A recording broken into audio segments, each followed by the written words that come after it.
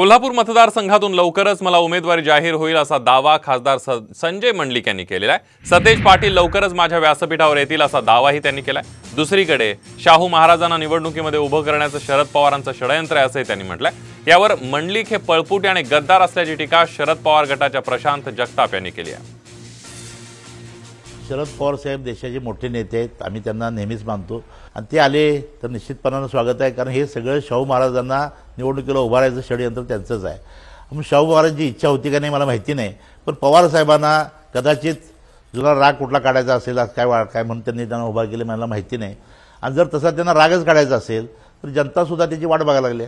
जे मुळात गद्दार आहेत, बापदादांच्या पुण्याईवर काही काम न करता मागची 10 वर्ष मतदारसंघावर निवडून आले, त्यांनी अशा प्रकारची भाषा करणं एकूणच बालिशपणाचं आहे आणि एकूण बावळटपणाचं सुद्धा लक्षण आहे।